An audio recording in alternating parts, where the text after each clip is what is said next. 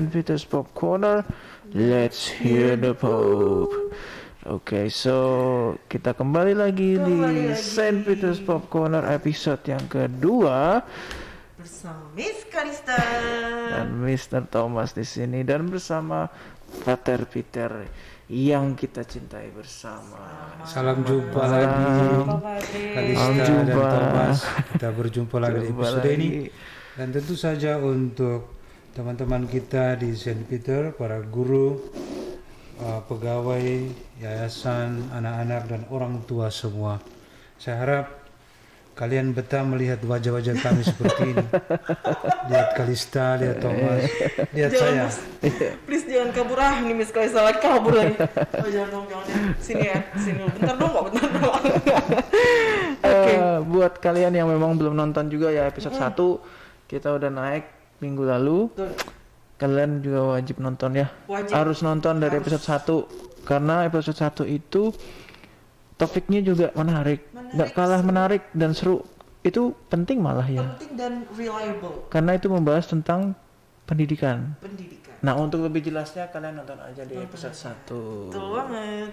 Dan hari ini nggak kalah menarik topiknya loh. Iya. Ini berbicara lagi karena kita ngomongin soal pop corner pop. Iya. Berarti kita mau bahasnya soal pop juga. Yes.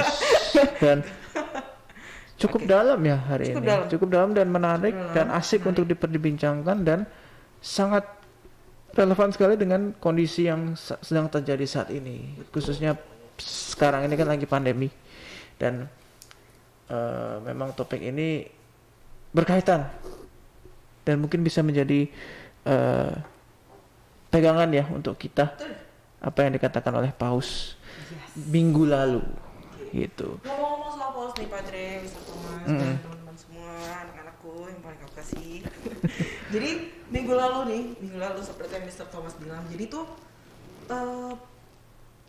Paus Francis sempat menghadiri sebuah perkumpulan namanya Wednesday General Audience, dan di sini Pope Francis itu berbicara tentang apa ya, tentang solidarity dengan iman, kebaikan dan sebagainya lah di masa pandemik ini. Nah, jadi Paus Francis ini menekankan tentang arti dari dependence versus interdependence versus interdependence. Biasanya kan independence.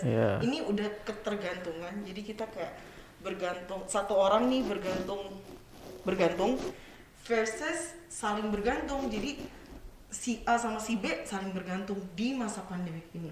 Dan ini kaitannya langsung sama yang namanya solidarity. Nah, menurut Padre sendiri, apa sih maksudnya Paus tentang solidarity sebagai mindset kita di masa pandemik, bahkan mungkin jadi post pandemic masa pandemic gitu. Jadi inti dari solidaritas adalah cinta kasih. Di dalam hati kita secara natural kita manusia makhluk yang mencintai. Apalagi kalau kita disemangati oleh ajaran Tuhan Yesus tentang cinta kasih. Dan Kalista memiliki kemampuan mencinta, Thomas memiliki kemampuan mencinta, Peter memiliki kemampuan mencinta, John memiliki kemampuan mencinta. Semua kemampuan ini ketika kita pakai semua untuk menghadapi satu problem yang bersama seperti pandemi ini begitu besar. Semua orang menyumbangkan, mengkontribusi cintanya, kekayaannya. Itulah spirit dari semangat solidaritas ini. Di mana setiap orang berkontribusi dari yang dia punya. Nah, saya menyinggung lagi tadi Miss Kalista bilang bahwa kalau hanya ada dependence berarti ada yang tidak berkontribusi. Ya enggak? Iya, betul. Dia tidak berkontribusi, dia hanya bergantung, dia tidak memberi. Tapi ini dilengkapi dengan interdependence, artinya Kalista perlu Peter, Peter perlu Kalista, Kalista perlu Thomas, Thomas perlu, dan seterusnya. Maka di masa pandemi ini, semua orang di dunia sedang susah. Apapun. Susah bepergian, susah pekerjaan, susah beli, susah. Disinilah butuh interdependence, butuh solidaritas. Kuncinya adalah cinta kasih. Jadi saya memiliki, dia memiliki, kita memiliki. Mari kita berkontribusi. Saya ambil satu contoh singkat, contoh sederhana saja. Di bulan Agustus September ini Indonesia sudah memproduksi vaksin. Tidak tahu berapa ribu, berapa juta. Kalau misalnya Timor Leste, negara yang belum bisa apa-apa untuk berproduksi soal itu, ya kita tinggal beri sebagian untuk mereka. Papua Nugini, contoh saja. Ini kita ambil vaksin, kita belum mau ambil contoh yang lain. Murid-murid Kalista dan Thomas punya kuota pulsa pasti bagus, pasti lancar. Coba orang di Maluku sana, kuotanya berapa? Bisakah kita bagi dengan mereka? Jadi ada banyak yang kita bisa renungkan tentang solidaritas. Nah, saya tangkap apa yang dikatakan oleh Paus kita seperti itu. Justru di masa susah ini, solidaritas harus lebih tinggi, lebih kuat, dan lebih, kita boleh kata wah gitu. Dan memang kembali ya ke manusia, karena manusia itu makhluk sosial kan. Manusia tidak bisa hidup sendiri dan saling membutuhkan. Ya pada intinya kita harus hidup saling melengkapi ya Pak Andre. Lebih jelasnya seperti itu. Lalu ada apa lagi nih Miss? Pertanyaan berikutnya. Pertanyaan berikutnya. Wah, langsung bertanya. Tapi setuju sih, maksudnya kita sebagai makhluk hidup yang saling membutuhkan ya justru karena kita diciptakan untuk saling membutuhkan, dia bisa hidup sendiri bisa. Kita juga nggak bisa bergantung sama orang lain. Kita harus saling menolong, help each other to be a solid. Dan kita diciptakan masing-masing itu unik dengan kelebihan dan kekurangannya masing-masing. Jadi justru kita malah lebih kelihatan saat pandemik ya, Padre ya. Kalau misalnya nggak ada pandemik ini, kayaknya kita bukan nggak solid, tapi kurang. Nggak kelihatan aja gitu, maksudnya. Oh ternyata kita selama ini tuh malah dependence gitu. Iya, kita mesti melihat dalam kacamata ketika kesusahan atau kesulitan datang, orang ingin berbuat sesuatu. Coba kalau tanpa ada kesulitan, orang tidak mau peduli dengan keadaan. Berarti kita belajar dari kesulitan. Mungkin Tuhan memberikan kita kenyataan ini. Bukan berarti Tuhan mengutuk kita. Dia mengizinkan ini terjadi supaya kita menumbuhkan rasa cinta kita satu sama lain. Perhatian. Betul. Oke. Menarik banget. Menarik banget. Wah, kok ini berharga lah. Ini satu kejadian ya. Pandemi ini menjadi hal yang positif untuk kita. Banyak hal positif yang bisa kita ambil. Jadi jangan memandang pandemi ini, wah ini apa tadi kutukan, wah ini hukuman, ini apa kata orang azab ya. Enggak juga karena ini suatu pembelajaran justru malah. Ya, pembelajaran dan kita juga memaknai kesulitan-kesulitan itu sebagai bagian dari peristiwa atau wabah yang ada. Karena tidak ada wabah yang enak-enak. Wabah atau bencana itu pasti ada kesulitan. Jadi kita menerima kesulitan menjadi bagian yang kita tanggung saja seperti kita menderita sakit lainnya. Tapi kita bagus untuk memaknai peristiwa ini. Dan salah satu makna itu ya nilai positif yang kita temukan seperti solidaritas. Gitu. Oke, lanjut ke pertanyaan berikutnya. Seperti aku lanjutin soal Paus ya. Paus ketika berbicara di community itu, dia mengatakan bahwa Paus itu justru mengambil refleksi dari kitab suci tentang cerita Tower of Babel, Menara Babel. Nah, jadi kan intinya si Paus itu mengatakan bahwa justru yang menarik kalau misalnya berkaca di kehidupan yang sekarang ya, justru lebih menarik berita tentang saham ekonomi Indonesia turun ketimbang banyak orang-orang di sana yang kelaparan membutuhkan kita yang tadi Padre bilang soal kota ya, kota itu malah orang-orang itu justru cenderung menyampingkan itu, tapi lebih ke berita-berita yang kayak saham turun, wah ini pemerintahnya seperti ini, wah kenapa sih pemerintah nggak bisa mengendalikan pandemik, bla bla bla segala macam. Nah, menurut Padre sendiri, kira-kira apa sih yang memaknai tentang bagaimana kita mensikapi pandangan seperti itu, pandangan orang-orang tentang berita yang penting justru tidak ditonjolkan, tapi malah lebih ke mengkritik dan akhirnya menjatuhkan. Bagaimana Pak? Ya. Ini sesuatu yang perlu kita koreksi, dan siapa yang harus koreksi? Ya, saya usulkan di media-media yang kita pakai termasuk Pop Corner ini ketika kita bicara, ataupun media lain, ataupun institusi gereja, institusi sekolah.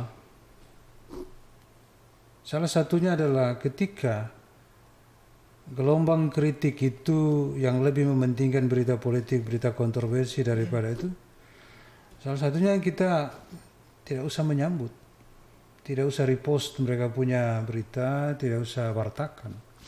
Artinya tidak dapat support. Nah, ini suatu pekerjaan yang sulit karena banyak orang lebih suka yang kontroversi daripada kesulitan atau kesusahan.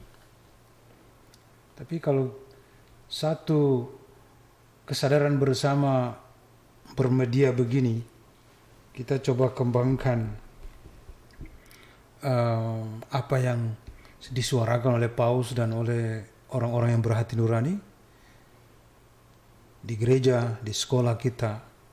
Nah, itu sudah satu cara yang baik. Meskipun kita harus berlawanan dengan arus yang lebih besar yang suka yang sensasi, suka yang kontroversi, suka yang kritik.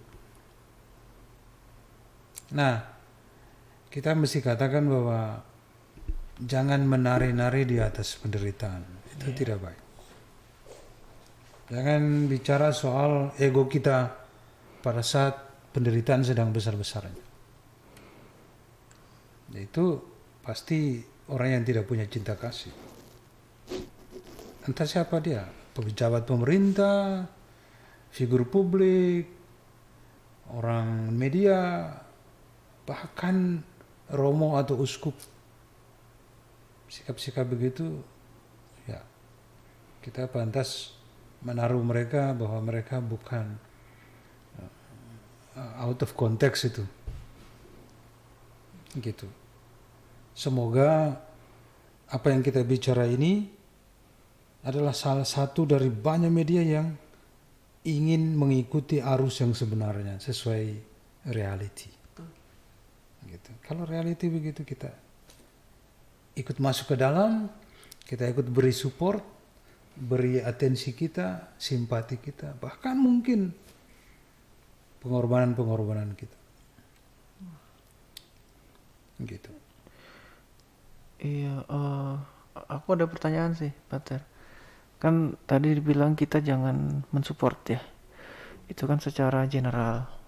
Tapi kalau menurut Pater nih, apa sih yang hal kecil yang bisa dilakukan oleh murid-murid student gitu, dimulai dari sekolah, apa yang bisa kita lakukan untuk mencegah itu tidak meluas lagi, karena kan student atau murid-murid itu yang paling berarti paling benih gitu. Gimana caranya supaya student-student kita itu tidak terkontaminasi, arahan yang bagaimana sih yang harus kita berikan sebagai guru kepada student kita supaya tidak terkontaminasi atau tidak terpengaruh lah dengan berita-berita yang justru malah memecah belah ya. Seperti itu berbahaya sekali gitu. Kira-kira apa Pak? Saya ambil contoh saya pribadi. Kalau informasi gosip tentang aku atau omongan tentang saya tidak berdasar, saya tidak mau masuk dalam grup itu atau masuk dalam aplikasi itu. Untuk apa mengganggu diri saya saja? Jadi tidak supportnya saya dengan tidak menerima mereka punya cara berkomunikasi. Misalnya kalian dua menjelek-jelekan saya, kalau saya ada di situ saya sakit hati. Lebih baik saya tidak usah. Nah sama. Saya bertanya, kalian membuka beberapa video YouTube, yang satunya suka jelek-jelekan siapapun, yang satunya ngomong tentang optimisme, suka pilih yang mana? Optimisme. Yang satunya go away. Seperti itu.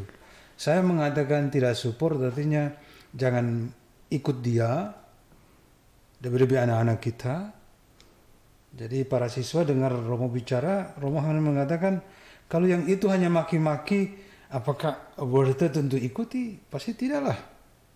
Nggak usah. Kita hanya masuk di situ bikin sakit hati, bikin problem saja.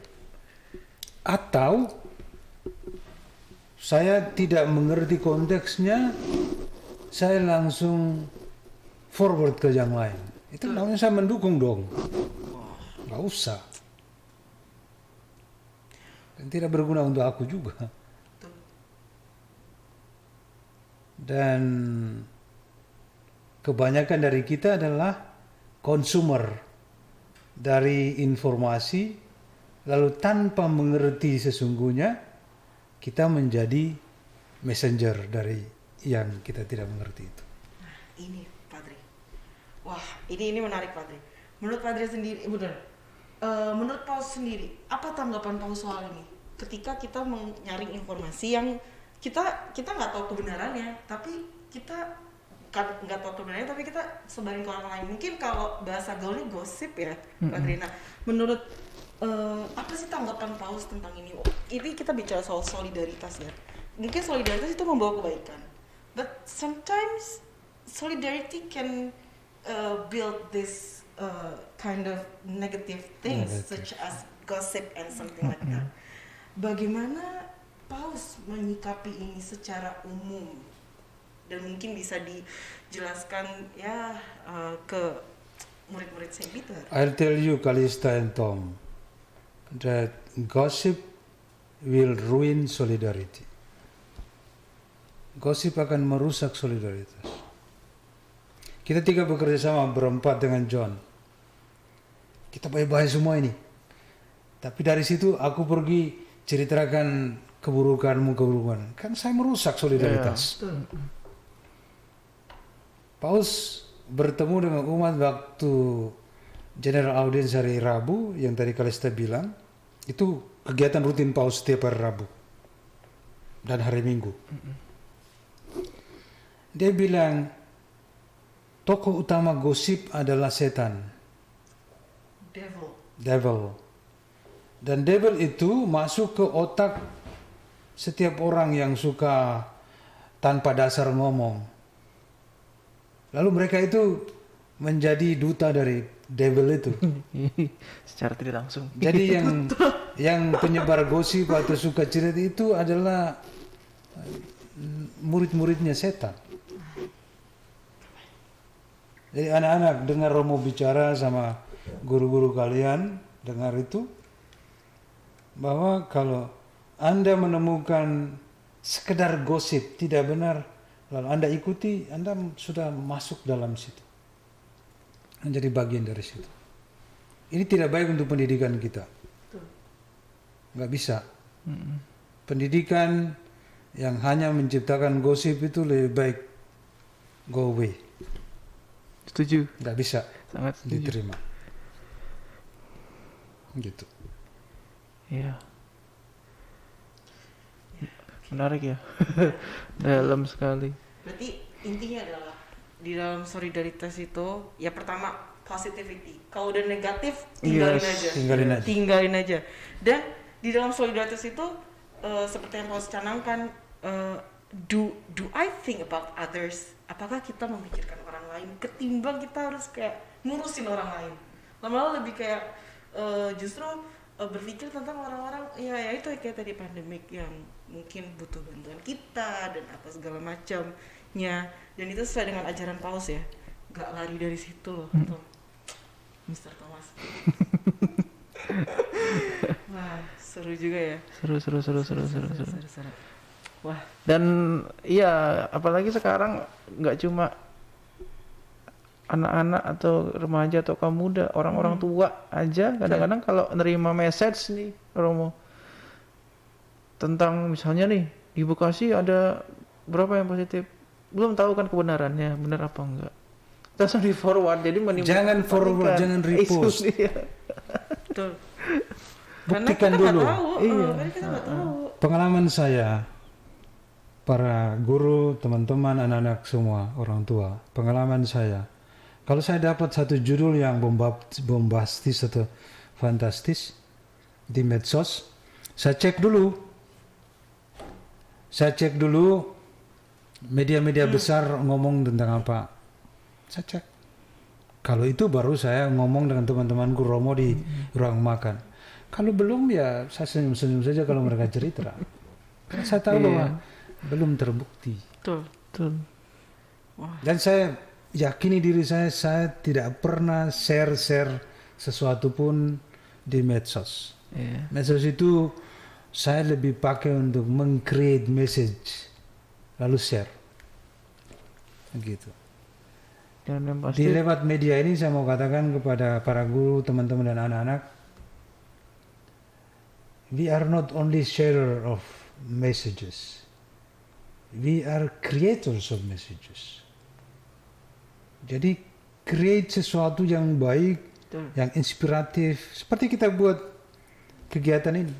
Sebetulnya kita content creator untuk share. Memang tidak semua orang bisa mampu meng-create. Banyak orang lebih suka terima langsung passing on. Tapi catatan di sini jangan menjadi gossipers gitu. Kalau Anda tidak mengerti konteksnya, langsung sebar, Anda sebagai penyebar gosip. Apalagi hoax.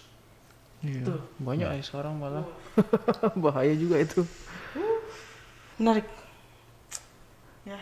Sangat menarik sih. Sangat menarik. Padre, I think that's all. It's really inspiring. It's so inspiring. Iya. Guys, please kalau bisa ada berita apa-apa, jangan disebarin dulu, tolong ya, tolong demi kebersamaan kita. Iya. Solidaritas Saint Peter School. Cari dulu kebenarannya, kebenarannya, faktanya bagaimana. Jangan kalau masih bingung, hubungi Miss Kalista dan Mr. Tom. Kebenarannya apa? Instagram @kalistaliho, O-nya 2. Iya. Nah, kenapa jadi iklan? Oke. I think that's all ya. Itu Mr. aja Thomas. untuk minggu ini sih. Akan ada topik-topik menarik lagi di minggu-minggu menarik di selanjutnya. Kita tayang setiap hari Jumat jam 7 malam. 7 malam. Pantengin terus. Iya, pantengin terus pokoknya. Ya kira-kira hari Jumat lah ya. Kira-kira karena jamnya mungkin bisa tentatif, tapi yang jelas kita hari Jumat. Betul. Pastinya. Oke, jadi stay tune terus, pantengin terus, jangan lupa like, comment dan subscribe channel Saint Peter's Pop Corner. Kita ketemu lagi di minggu depan episode selanjutnya dan See you. salam Saint Peter's. Bye bye. Tuhan memberkati. Saint Peter's Pop Corner. Let's hear the poll. Bye. Bye.